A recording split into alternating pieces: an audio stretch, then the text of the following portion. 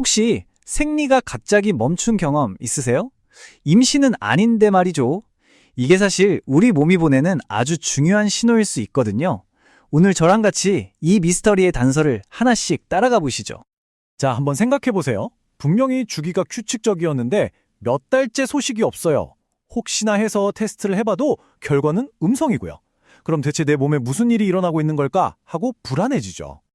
네, 바로 이 상황을 의학용어로는 속발성 무월경이라고 불러요. 이름이 좀 어렵죠? 쉽게 말해서 원래 생리를 하던 사람이 석 달 이상 멈춘 상태를 말하는 거예요. 이게 그냥 좀 불편한 걸 넘어서 우리 몸이 이봐 주인 나 좀 들여다봐줘 하고 보내는 아주 중요한 신호라고 할 수 있습니다. 자, 그럼 이제 본격적으로 수사를 시작해 볼까요? 모든 탐정 이야기에서 그렇듯이 가장 먼저 해야 할 일은 뭐죠? 맞아요. 가장 유력한 용의자부터 확인하는 거죠. 속발성 무월경에서 가장 흔한 원인, 그러니까 제일 용의자는 바로 임신입니다. 에이, 그럴 리가 없는데 라고 생각하실 수도 있어요. 하지만 이건 가능성이 높고 낮고를 떠나서 무조건 가장 먼저 확인하고 넘어가야 하는 절차예요. 왜냐하면 이게 압도적으로 가장 흔한 이유거든요. 자, 그럼 가장 유력한 용의자는 아니라고 판명됐습니다. 그럼 이제부터 진짜 탐문 수사가 시작되는 거죠. 의사는 우리 몸 곳곳에 숨어있는 단서들을 모으기 시작합니다. 이 수사 과정은 아주 체계적이에요. 크게 세 단계로 볼 수 있는데, 첫째, 환자의 이야기를 자세히 듣는 병력 청취, 둘째, 직접 몸의 상태를 살피는 신체 검사, 그리고 마지막으로 결정적인 물증을 확보하기 위한 혈액 검사입니다.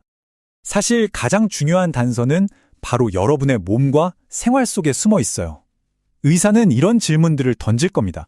최근에 엄청 스트레스 받는 일 있었어요? 혹시 다이어트 하셨나요? 운동을 갑자기 시작하진 않으셨고요. 이런 사소해 보이는 질문 하나하나가 호르몬의 균형이 왜 깨졌는지를 추적하는데 아주 결정적인 힌트가 되거든요. 그리고 정말 흥미로운 단서 중 하나가 바로 이 체질량 지수 BMI입니다. BMI 수치 하나로 수사의 방향이 완전히 달라질 수 있거든요. 예를 들어 BMI가 18.5보다 낮게 나오면 혹시 영양 섭취가 부족하거나 운동이 너무 과한 건 아닐까? 하고 생각하게 되고요. 반대로 30을 훌쩍 넘으면 이건 혹시 다낭성 난소 증후군 PCOS와 관련이 있을 수 있겠구나 하고 다른 쪽으로 의심하게 되는 거죠. 자, 이제 현장에서 단서 수집은 어느 정도 끝났습니다. 이제는 과학 수사에 들어갈 차례죠. 바로 혈액 검사 결과를 해독하는 겁니다. 초기 혈액 검사에서는 주로 3명의 핵심 용의자, 핵심 호르몬을 살펴봅니다. 바로 FSH, TSH, 그리고 프로락틴인데요. 이 세 가지 호르몬은 우리 몸의 생리 주기를 지휘하는 오케스트라의 중요한 연주자들이라고 할 수 있어요. 누구 연주에 문제가 생겼는지 확인하는 거죠. 자, 검사 결과가 나왔습니다. 첫 번째로 눈에 띄는 증거, FSH, 즉 난포 자극 호르몬 수치가 높게 나왔다고 칩시다. FSH 수치가 높다는 건 비유하자면 이런 상황이에요. 뇌가 난소한테 야, 일 좀 해! 하고 계속해서 고함을 치고 있는 거예요. 근데 난소는 반응이 없는 거죠. 이건 뭘 의미할까요?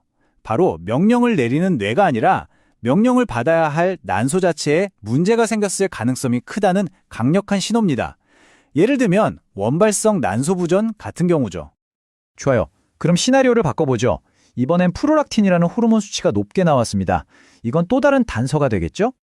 프롤락틴 수치가 높다는 건 수사의 방향이 우리 몸의 호르몬 컨트롤 타워, 바로 뇌하수체로 향하게 됩니다. 이 프롤락틴은 원래 출산 후에 모유 수유를 위해 나오는 호르몬인데 이게 엉뚱한 때에 많이 나온다는 건 뇌하수체에 뭔가 이상이 생겼다는 뜻일 수 있거든요. 원인은 스트레스일 수도 있고 어떤 약물 때문일 수도 있고 드물게는 작은 종양 때문일 수도 있습니다. 자, 세 번째 가능성입니다. 이번엔 TSH, 즉 갑상선 자극 호르몬 수치가 정상이 아니라고 나왔어요. 그럼 수사망은 또 다른 곳으로 좁혀집니다. TSH는 갑상선을 조절하는 호르몬이거든요. 그러니까 이 수치가 이상하다는 건 바로 목에 있는 갑상선에 문제가 생겼다는 뜻이에요. 이게 정말 중요한 게 목에 있는 이 작은 기관이 우리 몸의 신진대사 전체를 조절하는데 이 기능에 문제가 생기면 생리주기까지 엉망으로 만들 수 있다는 겁니다. 기능이 너무 떨어져도 너무 활발해도 문제인 거죠. 자, 이제 여러 단서들을 쭉 살펴봤습니다. 그럼 이쯤에서 임신을 제외하고 도대체 누가 가장 유력한 범인들인지 한번 정리해 볼까요? 여기 통계를 한번 보세요. 정말 흥미롭죠? 전체 사건의 약 40%는 난소 자체의 문제에서 비롯되고요. 그 다음으로 많은 35%는 뇌의 시상하부 문제 때문이라고 나와요. 그러니까 이 두 가지가 거의 대부분의 원인을 차지하는 양대 산맥인 셈이죠. 그 중에서도 가장 자주 마주치는 두 명의 용의자가 바로 기능성 시상하부 무월경, 줄여서 FHA, 그리고 다낭성 난소증후군, PCOS입니다. 이 둘은 완전히 달라요.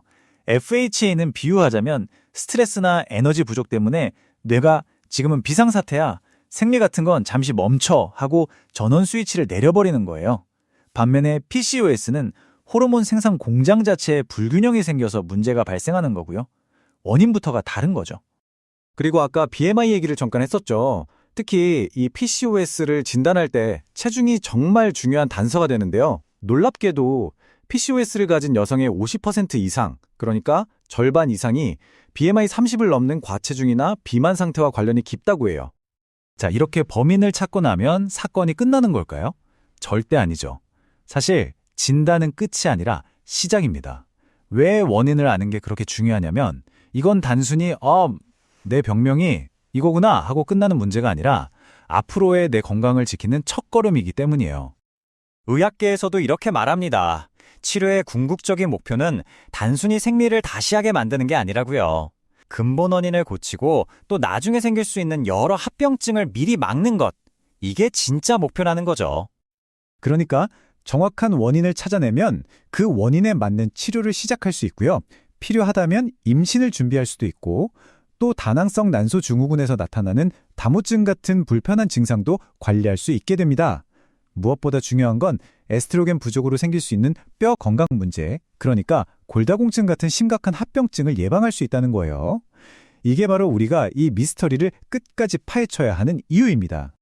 결국 멈춰버린 생리는 그 자체가 병이라기보다는 우리 몸이 우리에게 보내는 중요한 편지 같은 거예요. 나 좀 봐달라는 신호죠.